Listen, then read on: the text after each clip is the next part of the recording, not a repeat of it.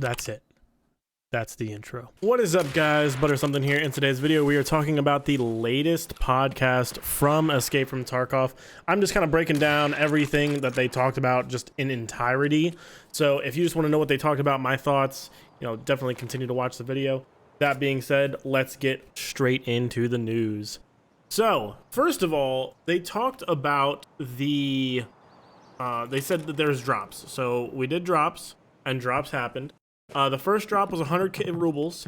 The second drop was an ammo case. The third drop was a grenade case.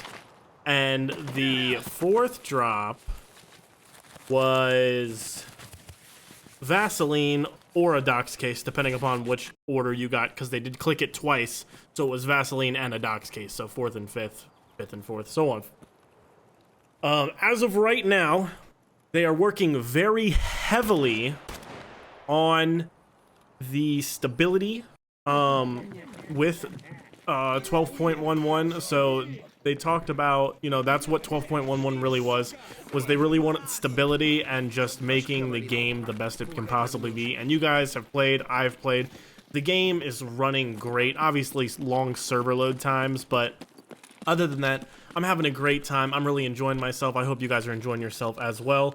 And they have started work on 12.12. That being said, the art department, that was a beautiful kill right there. The art department is working on the lighthouse location, and that is still planned to come out before Streets of Tarkov, and will have 2 bosses. So that is pretty cool. Definitely something that I am excited about. And excuse some of these clips, unfortunately, do not have sound. So he also talked about why the flea market is at 20, level 20. He kind of says it promotes actual early wipe fights, and he likes the game style and the play style of early wipe before flea market when people start coming in. So for me, I personally have been enjoying myself and have been having a great time playing the wipe with the level 20 flea market. I don't know about you guys. Definitely leave a comment below on that. He then goes into a talk about the flea market and says that he will be adding the ability, or at least Battle State Games will be adding the ability for you to link search. So it won't necessarily bring up the flea market, but it'll have that flea market interface for you, so that when you're building a weapon, you can kind of understand what you need and what can go on that weapon. So very, very excited about that. They're changing the way, potentially, how you unlock flea market. They're adding bits and pieces to the hideout, and they want to maybe use a quest as well to lock it behind such things. They also talked about Unity. So Unity 2019 is slated to come out on the Escape from Tarkov test servers, or the ETS servers, late this summer. At least that's what they're saying. I don't know if that is 100% accurate. Obviously, everything that Nikita says we kind of take with a grain of salt when it comes to release dates. They also are still improving and working on additions to Scav Karma and just kind of changing the way that Scav Karma works. It's not always changing, but it's something that they are still working on and will continue to work on as development continues. They also want to add the ability that if your karma is high enough, right now, if your karma is high enough, you can claim pretty much stuff that was lost in raids. If it was never claimed back after insurance. So what that means is, essentially, if somebody insures something and they never claim it, it goes to fence, and then you get to buy that stuff. So that being said, they want to add the ability to have labs, essentially uninsured stuff, go to fence, and you have the ability to buy that with higher scav karma. So that is definitely exciting news. They also are talking about adding the addition of more scav extracts with scav PMC extracts. So we'll see. I'm excited about those. I like that you get stuff from them, so makes me happy. They also will have a second scav iteration with the 12.12 update, so that will be our first change of the house scav karma work. So, and then Nikita got some stupid question, and another thing we saw, and you guys can go look at their VOD, but Damir was playing and he got scav killed when he was a scav. So karma system working as intended, am I right, boys?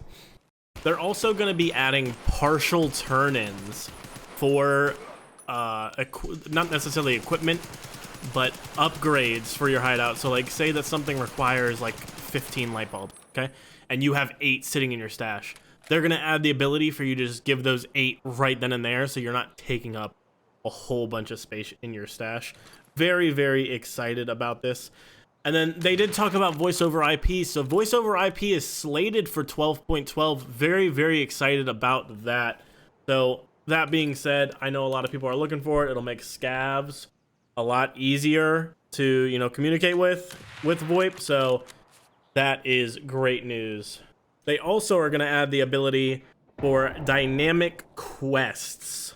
It's being looked at. They're going to see what they can kind of do with it and how they want it to work. But it was suggested on Reddit to make it so you can have a proposition offer. And what that means is you can talk to Fence if you have high enough karma, and you will have the ability to say, hey, Fence, I'm looking for this item. Can you help me? And you pay a certain fee, and he will find that item, quote unquote, find it, and then let you know, hey, this is what I'm looking for if you want this item, and then you have 24 hours to get that. I think that's a great idea. I think that is definitely something that they will 110% add at some point in time.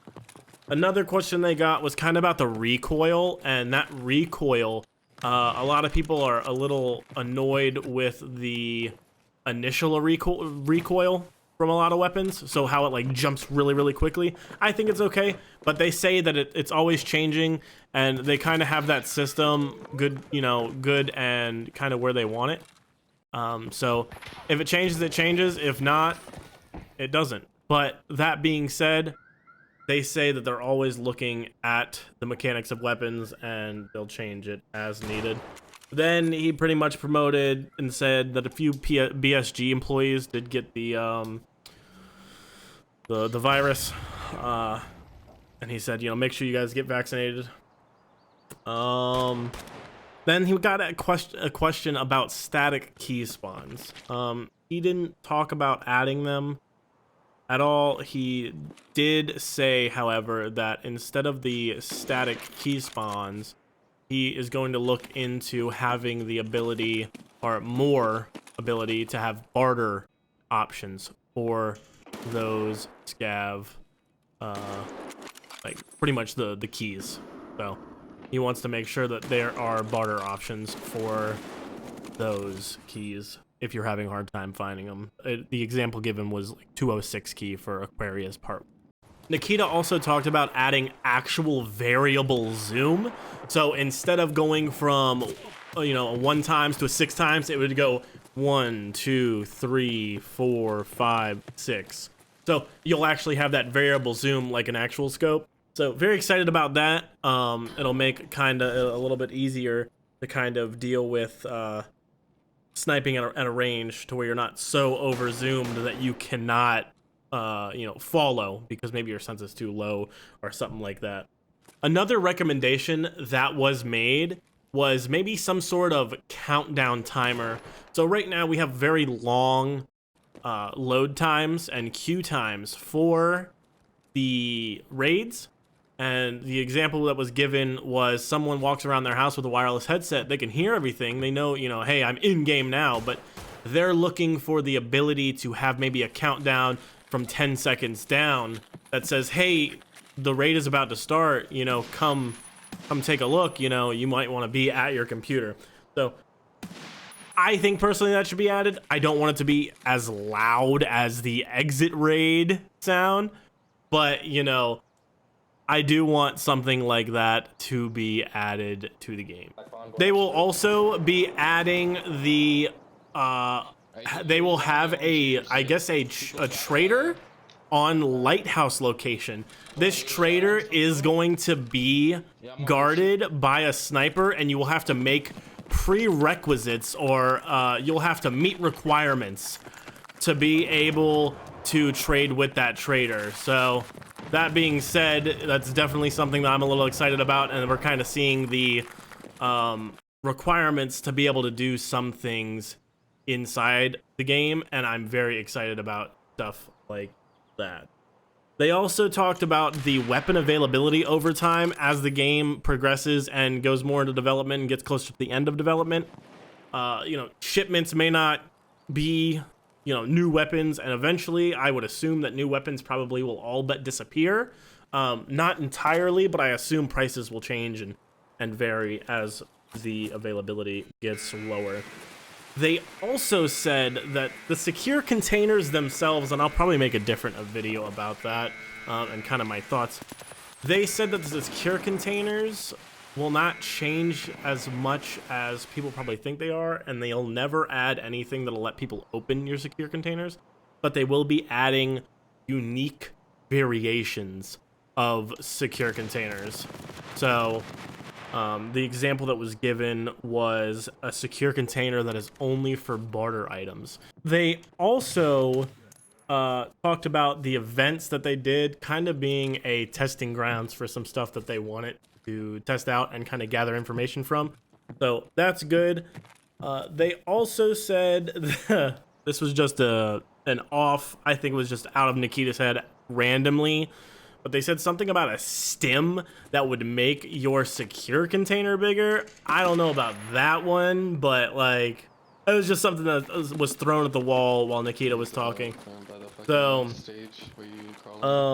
and then they talked about an AN-94 and like older weapons, kind of like collectible weapons, if that makes any sense, will be giving you, I guess, the ability to, you know, kind of have those older weapons added, but they will not be adding any experimental weapons because, one, it's kind of hard for them to get their hands on, but they also want the game to be kind of realistic for where it is. So they're not going to add anything that's doing like, or becoming super experimental. So that being said, we will not really get any experimental weapons. They will be adding what they said is the SR1, and that'll be added. Like they said, they have the civilian model, and that's the biggest thing, is getting their hands on some of these weapons. They can't really do anything if they don't have the renders for them. Flea market mechanics may change in the future, as I said earlier. And then the last few things are,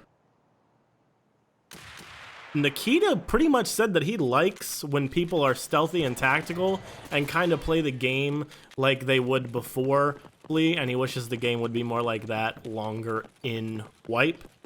And then the very last thing that they mentioned was the Scar and its variants not being added with 12.11. They will be coming with 12.12, but as of right now, they unfortunately are not in the game, and I guess they just had some issues with development.